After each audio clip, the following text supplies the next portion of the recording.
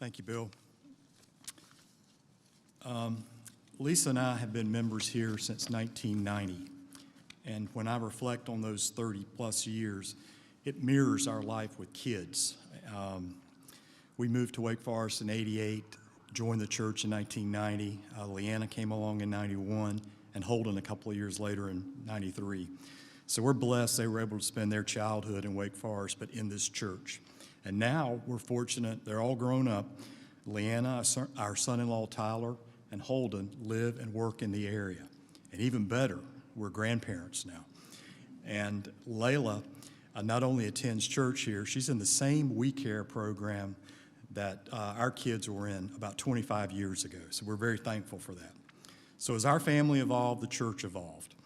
Member growth, major sanctuary renovations, the gift of the Stevenson property, the addition of this facility most recently, just to mention a few.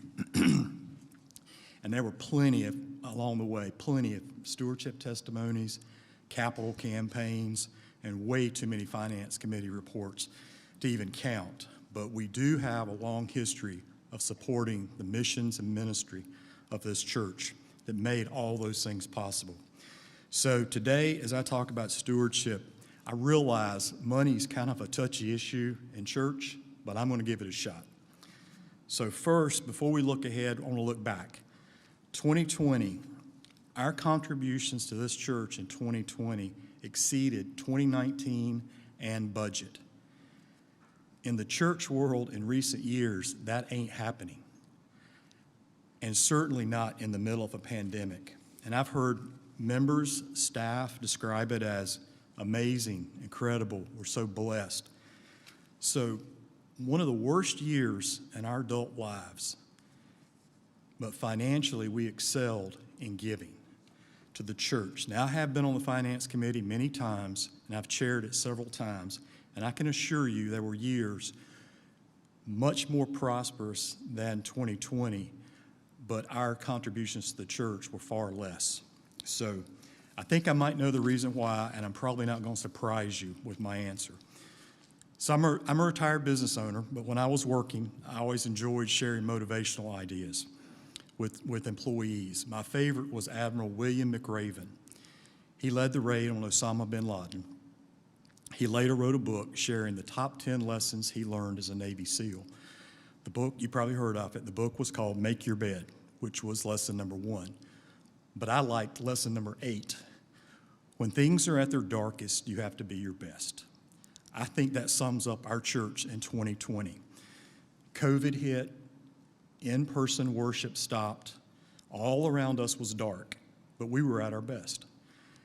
And it wasn't necessarily the result of a pledge, a commitment pledge that you made on a stewardship situation. It wasn't a stewardship testimony, but it was a result of everybody's support for this church. Members may have said, I'm going to do something extra this year. Somebody may have, who not had given previously, maybe decided to give. Or maybe someone gave more of their time. But ultimately, it was a result of our faith and realization that God was the most important way in which we would combat the world in which we lived. So in closing, here's my challenge for 2021, my stewardship challenge for you. As bad as we want to put 2020 behind us, I'm going to ask you to remember one piece of it. My guess is, and this was true for me and Lisa, and I think it was probably true for many of you, my guess is you gave more thought to your giving during 2020 than you had in some prior recent years. Whether it was giving of your time or money, you gave it a lot of thought. My guess is also that